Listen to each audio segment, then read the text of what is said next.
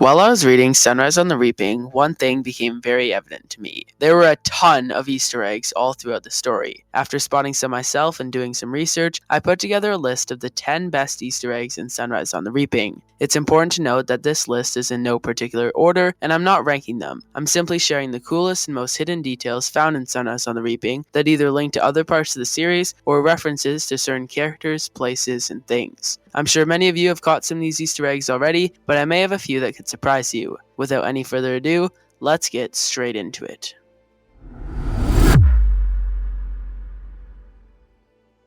Number 1. Woodbine and Arlo Chance. This Easter egg came as a bit of a surprise, but it makes perfect sense when you think about it. In Sunrise on the Reaping, Woodbine Chance got reaped as one of the male tributes alongside Wyatt Callow. When his name got called, he made as if to go toward the stage, but quickly took off, sprinting toward the nearest exit. Unfortunately for him though, he was killed before he reached freedom, and this chaos is what got Haymitch reaped. Some readers, including me, recognize something immediately: his last name. You may remember in the Ballad of Songbirds and Snakes a minor character by the name of Arlo Chance. He was hung in District 12 at the hanging Coriolanus attended as a peacekeeper because of his constant attempts at rebellion and dangerous behavior. These last names prove something very obvious. Woodbine Chance, the male tribute reaped for the 50th Hunger Games, is almost certainly related to the rebellious Arlo Chance from the Ballad of Songbirds and Snakes. Looking at the facts, both behave similarly in their times mentioned, trying to defy the capital and generally trying to cause chaos for the peacekeepers. Although the timelines don't really line up for Woodbine to be the son of Arlo, I imagine Woodbine was likely the grandson, or even grandnephew of him. I really like this little reference to Arlo in Sunrise on the Reaping,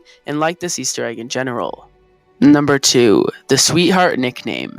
This is one I'm sure you're all aware of, and it is probably the saddest Easter egg on this list. It starts with Luella McCoy, as the book explains in detail her relationship with Haymitch. It is said that when they were 5, Luella had a brief crush on him and believed him to be her sweetheart. Ever since then, Haymitch called her sweetheart as an inside joke. This then brings us to the Easter egg. In the original trilogy, Haymitch constantly referred to Katniss as sweetheart because she reminded him of Luella McCoy. They both wore their hair in braids, both had a lot of spunk, and Haymitch said the nickname couldn't help but slip out. I really like this Easter egg because I think it brings a deeper meaning to why Haymitch referred to Katniss as sweetheart in the original trilogy. It brings an explanation and sad realization of Haymitch's hard life.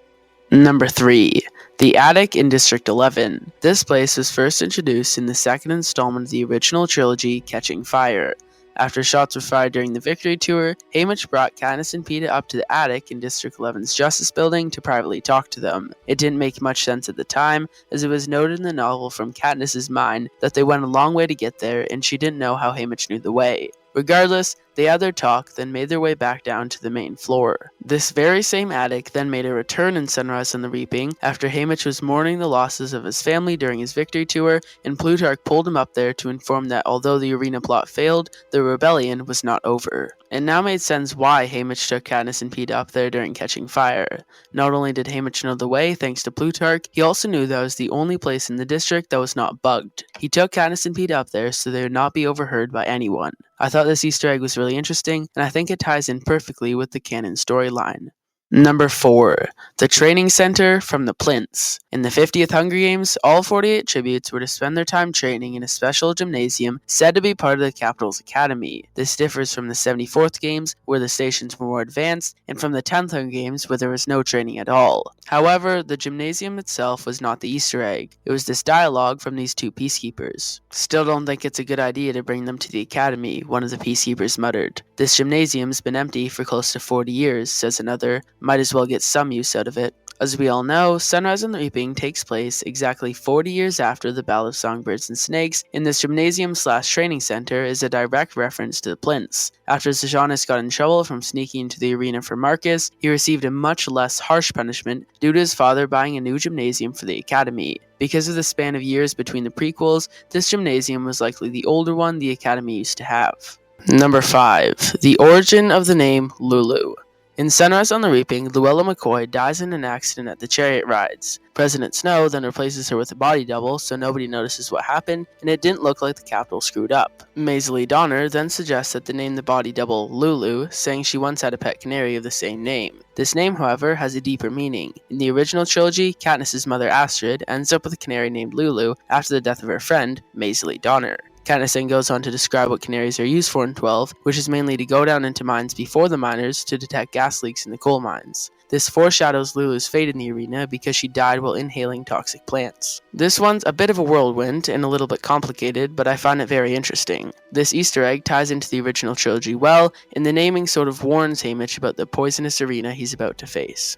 Number 6. The Geese. This is one likely most people notice, but I found it interesting how Suzanne tied the importance of geese in Sunrise on the Reaping to the epilogue of The Mockingjay. Throughout the novel, geese in District 12 are mentioned on multiple occasions. Most notably, Lenore Dove is said to raise geese in the meadow during her free time and is extremely protective of them. The Goose in the Common is a poem that appears in Sunrise on the Reaping, and Lenore Dove always seems to be checking in on her geese by visiting them in the meadow or referencing things that she does that relate to her geese. Here's the Easter egg. After the passing of Lenore Dove, Haymitch takes over caring for her geese. In the epilogue of Sunrise on the Reaping, it's mentioned that Katniss brought geese eggs over for him. In the epilogue of The Mockingjay, it is mentioned that Haymitch was raising geese, but there was no explanation, so it seemed odd. Now we know. It was in memory of Lenore. I really enjoyed this Easter egg because it seems to me that Suzanne was planning this prequel for a long time. The Mockingjay was released in 2010, and she included an offhand sentence about Haymitch raising geese, and then we get this prequel that explains it in 2025.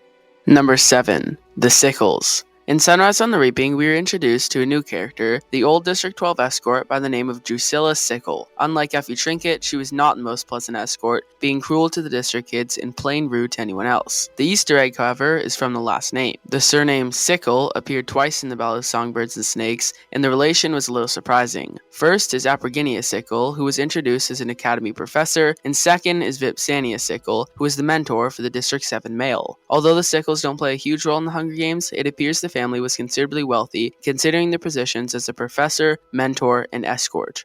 Number 8. The reappearance of Lucy Gray's song. In the Ballad of Songbirds and Snakes, Lucy Gray Baird sings an iconic song when being covered with snakes in the arena in an attempt to calm them down and soothe them. This song was called The Old There Before. It was an immensely powerful and emotional song, as the audience watching the games were so shocked they could barely speak. This song then made a reappearance in Sunrise on the Reaping, this time sung by none other than Burdock Everdeen.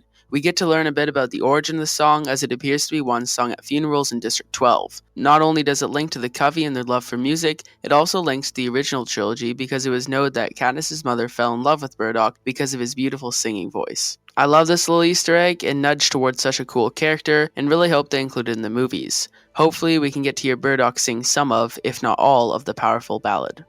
Number 9. Plutarch's Arena Hints. This is both an Easter egg and parallel between Sunrise on the Reaping and Catching Fire. In Catching Fire, Plutarch takes Katniss aside at the party at the president's mansion to dance. He then proceeds to show Katniss his watch with the Mockingjay on it, trying his best to hint at her about what the arena is, a clock. This makes sense later in the series as he is revealed to be a rebel, and we understand why he would leak such valuable information to a District 12 tribute. In Sunrise on the Reaping, something oddly similar happens. Plutarch takes Haymitch to his house and shows him around, ultimately ending up in his conservatory. While there, he parades him around, showing him all of his poisonous and dangerous plants. What seemed like a casual tour could very well have been Plutarch trying to hint to Haymitch about the nature of the arena, as he was always on the side of the rebels. It could be a bit of a stretch, but I really like this Easter egg. It shows how long Plutarch was actually a rebel in his attempts to help tributes and to hint to them about the arena.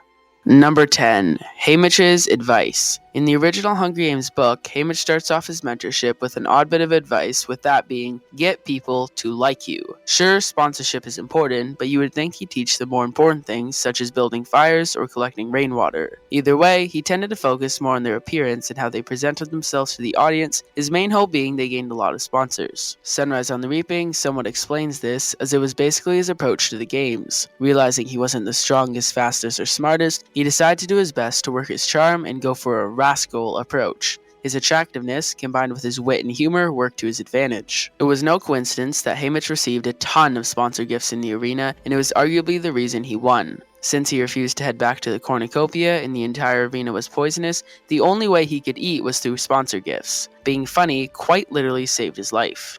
Thank you guys for watching, and I hope you enjoyed this list of the top 10 best Easter eggs in Sunrise on the Reaping. Let me know in the comments if you guys spotted any other Easter eggs, or if you think there's any I missed. Please subscribe if you enjoyed the content. I'll be making more Hunger Games related videos soon, and you don't want to miss out. See you in the next one. Peace.